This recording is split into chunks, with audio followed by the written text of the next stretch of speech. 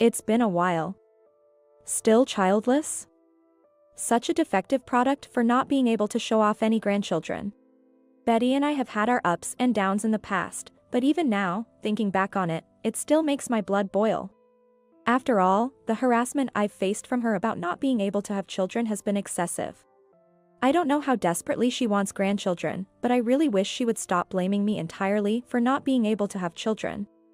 To call someone a defective product is such a cruel way to put it. In a way, it's almost impressive. I'm currently at the park. And I'm not alone. My child is right over there. You should have seen the look on Betty's face when I said that. The grandchild she had been longing for, almost desperately, was right there. But reality is cruel. She hasn't realized that what she has done is coming back to haunt her, which is quite naive of her. It's about time she realized. I won't let her pretend to forget now. My name is Amy, and I'm a 45-year-old homemaker this year.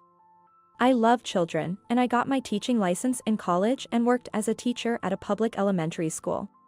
Being a teacher had its tough moments, but there was also joy in being involved in the children's growth, which made me feel like it was my true calling. I was immersed in my work, but one day a childhood friend introduced me to someone. That was how I met John, who would become my husband. John was 25 at the time. He had graduated from university and was working as a social studies teacher at a middle school. He seemed to be struggling with the lack of romantic opportunities while working at a middle school. He hadn't really dated much, focusing on his studies during his university days. He mentioned that wanting to try dating women was what prompted him to talk to his friend. Although the ages of the children we teach at elementary and middle schools differ, being teachers, it was thought we'd be a good match and have a lot in common. When my friend introduced me to John, I wasn't seeing anyone and was dedicated to my job. So, I wasn't very enthusiastic about the introduction, but since my friend had gone to the trouble, I thought I should at least meet him once. I remember it clearly. We had arranged to meet at a cafe, but he was nowhere to be seen when the time came. I thought I'd wait another 30 minutes before leaving, but then I saw someone running into the cafe. Sorry to keep you waiting. John came in out of breath, looking like he could barely stand. No, it's okay. I was just getting a bit worried. Actually, a student in my class asked me for book recommendations. We got so caught up talking about it that I lost track of time. Hearing his response made me burst out laughing. At the same time, it was clear to me that he was not a bad person. If he could get so involved in a discussion about books with a student, it showed he was well liked. And the thought of John getting so caught up in recommending books to a student that he forgot his appointment was somehow endearing. Sorry, I shouldn't laugh so much when we've just met. But now, I really want to know more about you. Really? Seeing you smile made my nervousness just disappear. You were nervous? Yes, well, I didn't expect to meet such a wonderful woman, John said, somewhat bashfully. Oh, stop it. I'm almost 35, you know? I'm probably quite a bit older than you. I'm 25 now, but age doesn't matter to me. From there, John and I began to have deeper conversations, trying to understand each other. His passion for work, his compassionate nature, and most of all, the respect he commanded from his students became evident. It seemed that John also thought highly of me. It's only been a short while since we met, but I'd regret it if I didn't say this now. Would you consider a relationship with me? With marriage in mind? John, his face flushed, stared at me intently. I was set on my decision. With you, I think we could have a good relationship. I also have the same feeling as you. The time I spent with John was truly enjoyable. Even outside of our dates, I found myself wishing to be with John more, and it was then that he proposed to me.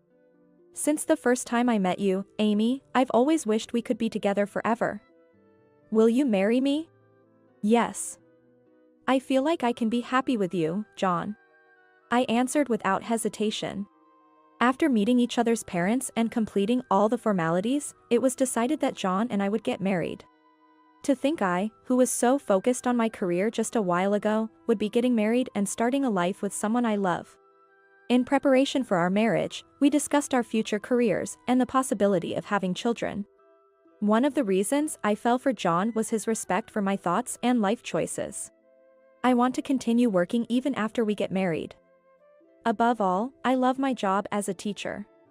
I can tell that much, Amy. But what about children? Personally, I'd like to have them if possible, but when it comes to actually having them, I want to respect your wishes. Of course, I want children too. It might be tough balancing work and family, but I hope we can have a child sooner rather than later. John and I agreed to try for a baby while managing our careers as best as we could. This is something beyond our control, a blessing we hope to receive. However, we were oblivious to the brewing storm that was about to disrupt our peaceful life. I'm off to the extracurricular activities for a bit. Okay, you'll be back by dinner, right? Take care. After seeing John off, I was having coffee alone in the living room when the doorbell rang. Oh, Amy. Hello? Ah, Betty, hello. John's at school for extracurricular activities. Is there something you need? At that moment, John's mother, my mother-in-law, Betty, seemed a bit disappointed, but she quickly turned to face me and suddenly said, "It's almost been a year since you got married, hasn't it?" "Yes, it has." "Thanks to you." "That's not what I mean. Before taking care of other people's children, you should have your own. If you can't even manage that, you might as well quit your job." Betty looked frustrated, as if her message wasn't getting through. That's quite sudden to say. Isn't it about time? Or were you planning to wait until the stable period? Children, you mean?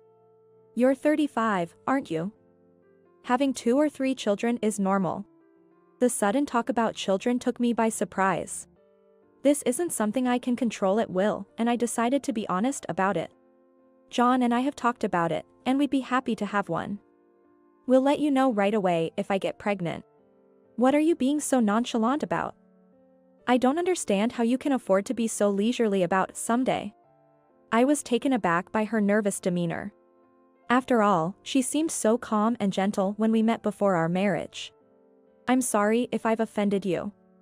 But this isn't something I can manage on my own. So what are you saying? It's John's fault? Saying this, Betty briskly walked into the room. Then, from inside the room, I could hear Betty's voice. "What's this machine?"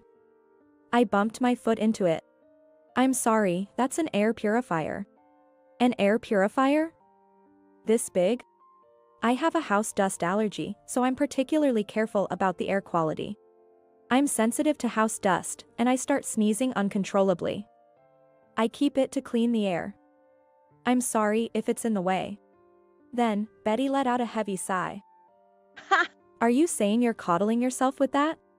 Excuse me? Coddling, you say? Well, yes.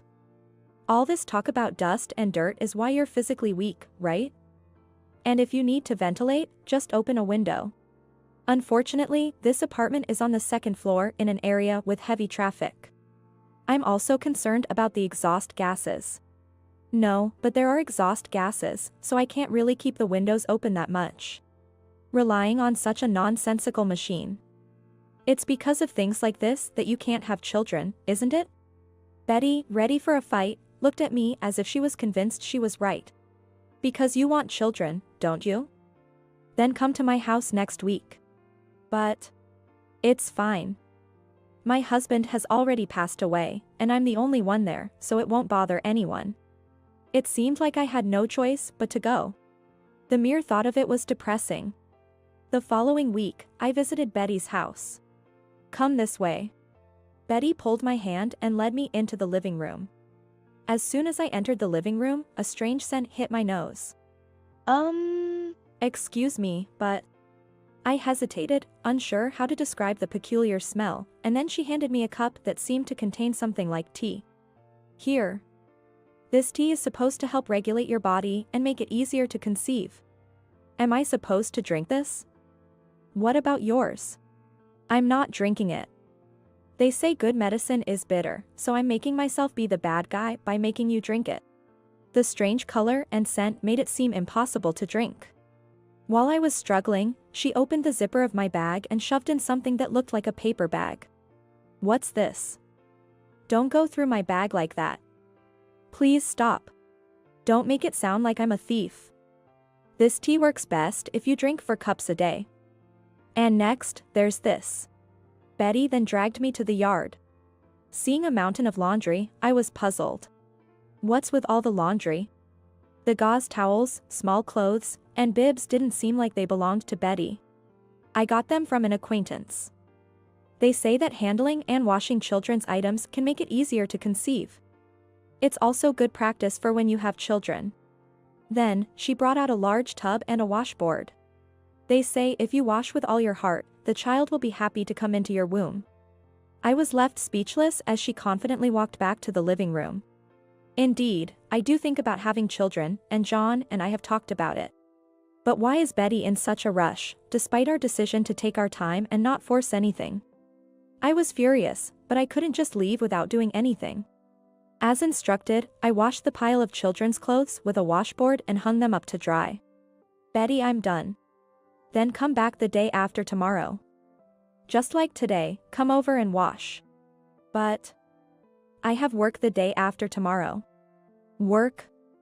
You can make time before or after work, can't you?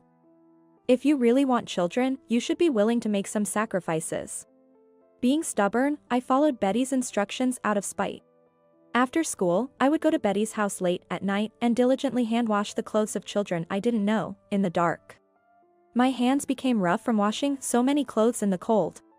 Despite using hand cream, my hands quickly became chapped from the dryness. What happened to your hands, Amy? John looked at me with concern. I hesitated to tell him the truth. To me, it felt like an outdated superstition, but for John, it was something his mother was doing. I was worried about speaking ill of his mother, especially since he also wanted children. Actually, your mother has been asking about when we'll have children. She told me that hand-washing children's clothes can help with conception. So I've been going to her house every other day to wash them. John looked at me incredulously. What's that? Does she seriously believe doing such things will lead to having children? John seemed to ponder for a moment before decisively speaking up. I'll talk to my mom about this, so you don't have to go there anymore. Actually, she has a decent inheritance from my father and had said before that she wanted to try living on her own. Not to rely on me or her future grandchildren. Also, I think I should visit a doctor. A doctor? Why?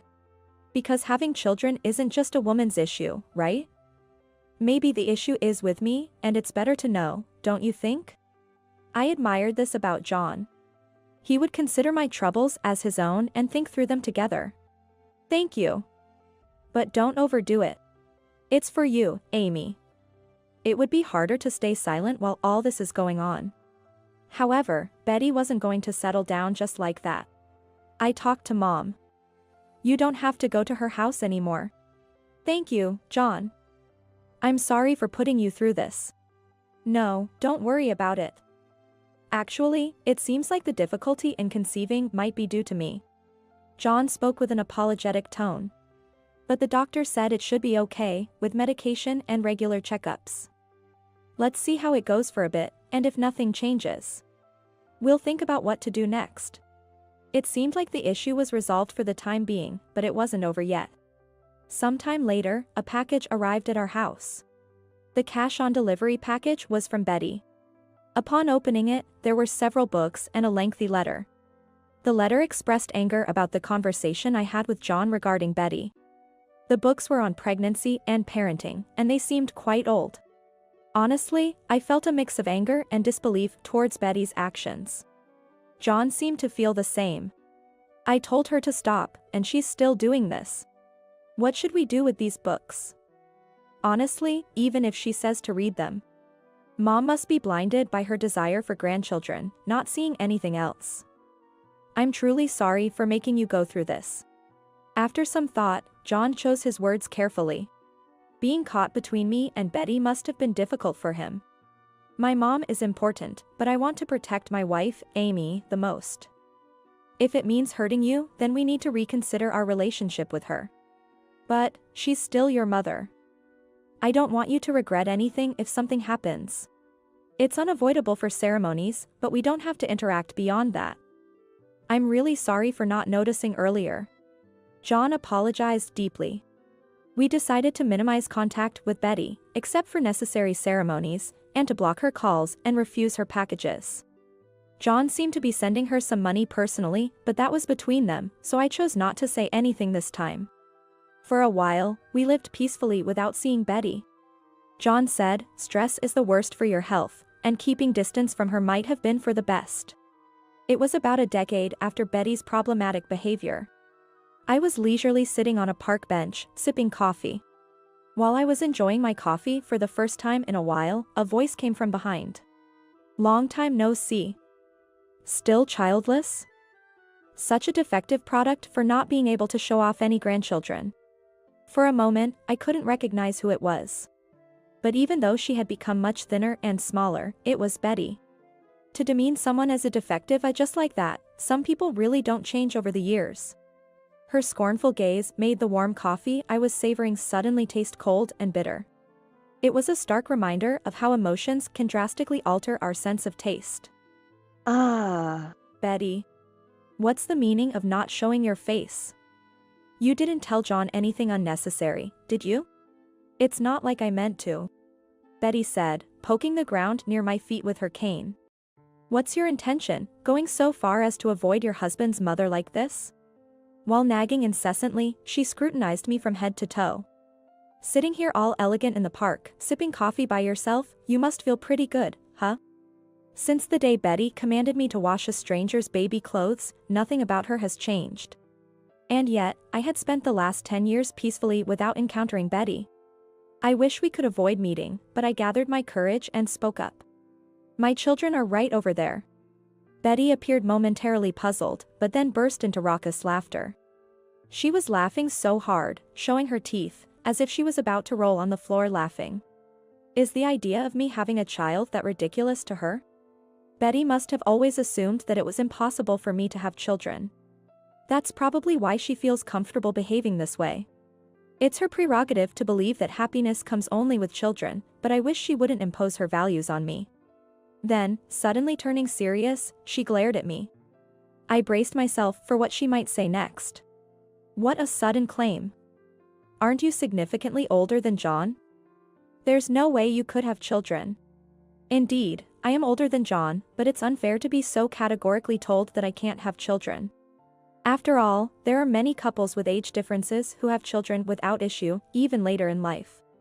I took a deep breath, ready to express my feelings. So? Then, Betty placed her index finger on my lips. With her finger raised pointedly, she glared at me as if to say, "Don't say another word. So you should have just done as I said. I don't know what you told John, but you made him run away by saying unnecessary things. A cursed person like you couldn't possibly have children." I felt the weight of Betty's pressure intensely. After 10 years of estrangement, it was honestly frightening. The thought of being overwhelmed by this pace filled me with anxiety.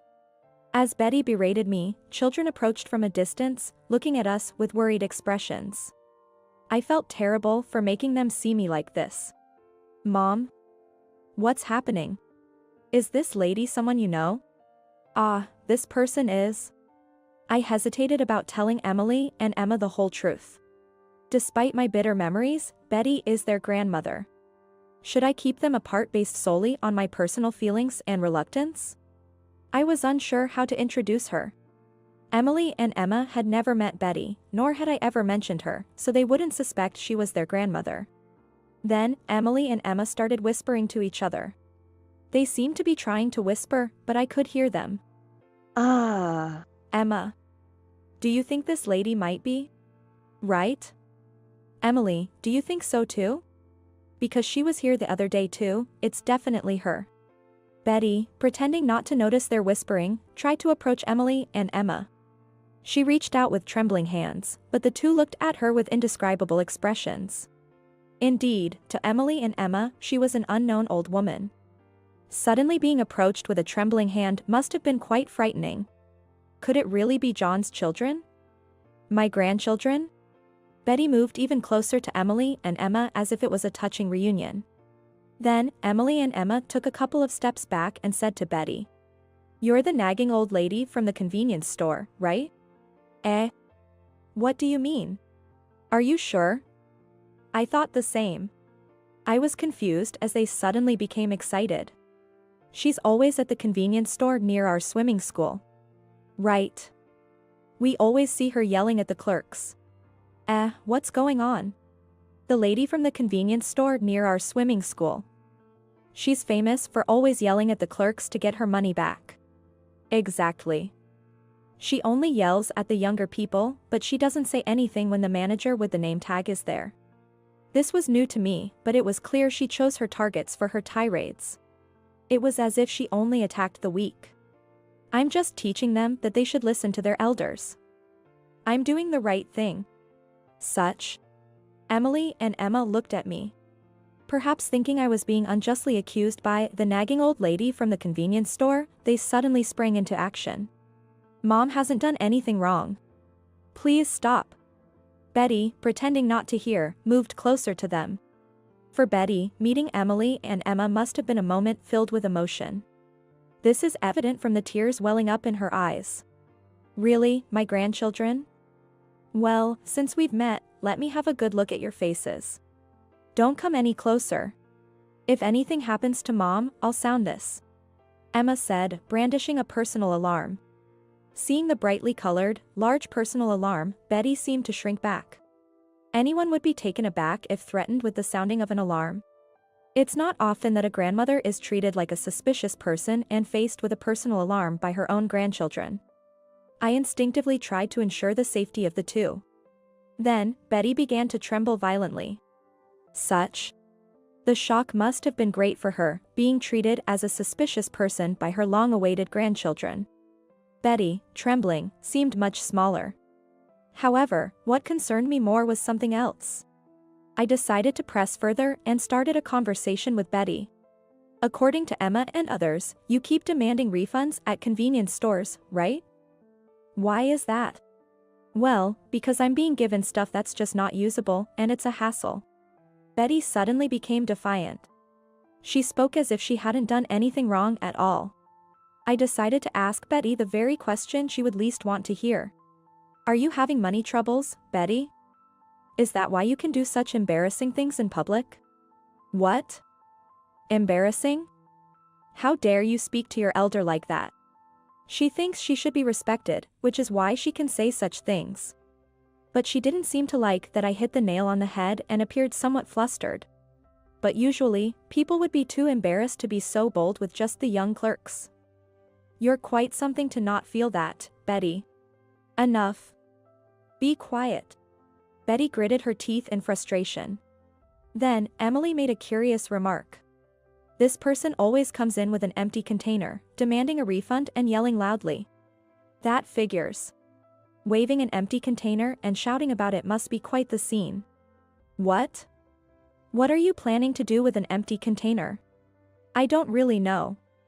But she was saying something about doing this to a penniless old person. I realized these were the children's words.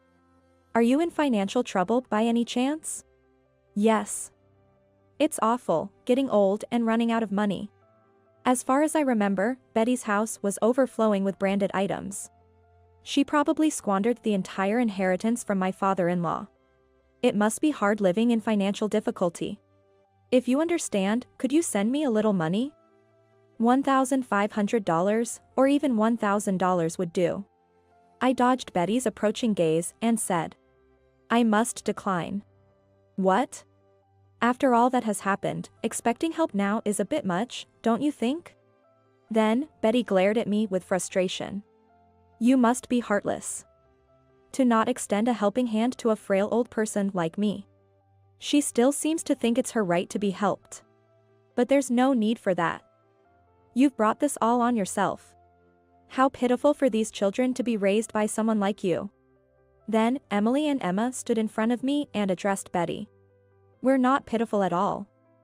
We love our mom, so stop saying such horrible things. If you keep saying such terrible things, we'll really go to the police. Betty was lost for words at the sudden retort from Emily and Emma. She must have been shocked, especially by the grandchildren she desperately wanted, threatening to go to the police. I wouldn't be able to stand it if I were in her shoes. If that's the case, shall I give you what you really need, Betty? Really? Just wait a moment, please. I ran to a nearby store and came back with something. What is this?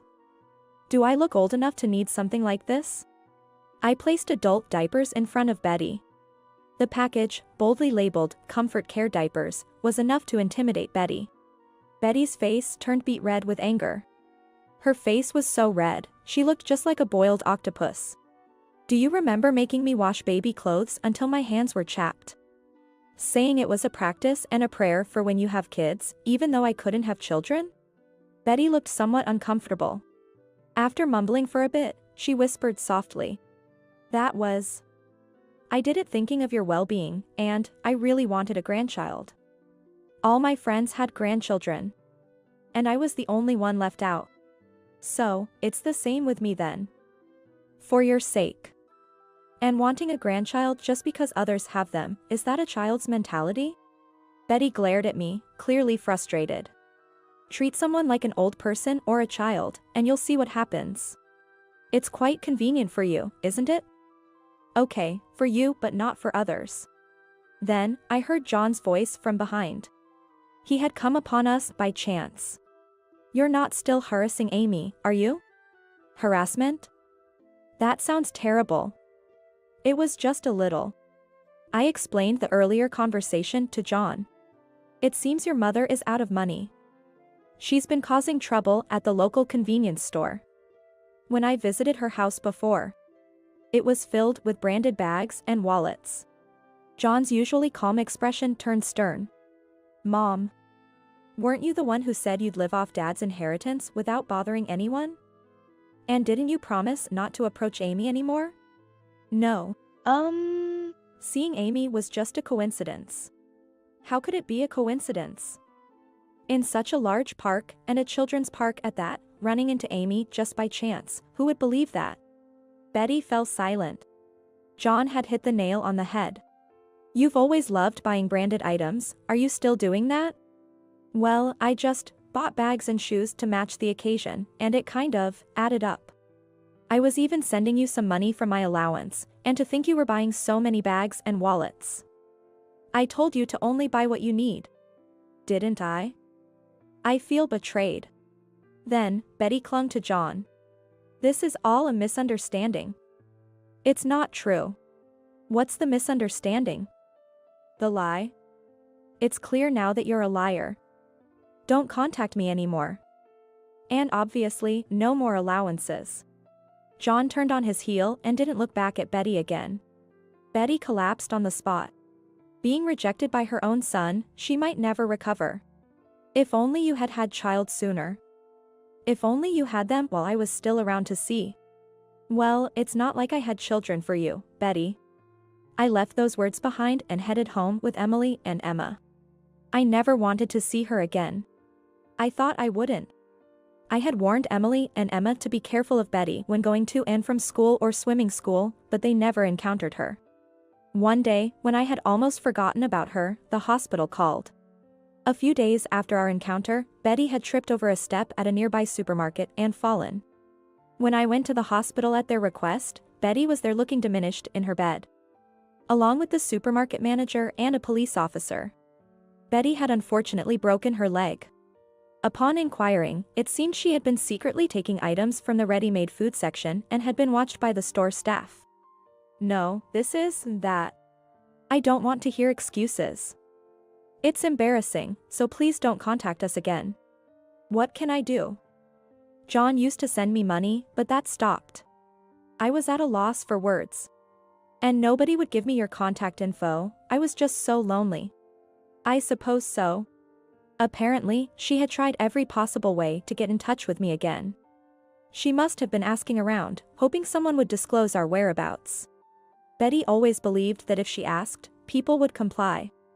However, I had taken precautions beforehand. I had informed various parties about Betty's behavior and the unpleasant experiences in the past, while also asking them not to give out my contact information. I didn't even want to imagine encountering someone as self-centered as Betty again. It turned out that no one had given Betty our contact information. I heard that some had even blocked her calls, which suggests she was quite disliked among her acquaintances. Anyone would surely keep their distance from such a person. Given her character, it wasn't surprising to hear she was blocked by some. In the end, Betty spent her days in the hospital alone, feeling lonely. Apparently, she lashed out at the hospital staff due to her stress and was severely reprimanded. As long as it stops there, it's fine, but who knows what the future holds. Continuing to rampage without realizing how much she is disliked is typical of Betty. I am living happy days with Emily, Emma, and my husband. I was worried about what would happen when we unexpectedly met Betty in the park, but I'm glad I took decisive action. It was a good decision to discuss the issues with Betty with my husband properly. We sought treatment together as a couple, and as a result, we were able to meet our 2 daughters. I've also clearly understood that not cherishing people like Betty can eventually come back to haunt you. Mom. Come here, quick. Mom, you're so slow. Emily and Emma are beckoning me with bursting smiles. I rushed over to catch up with them and gave them a big hug. I want to cherish and live these happy days with Emily, Emma, and my husband, savoring our happiness.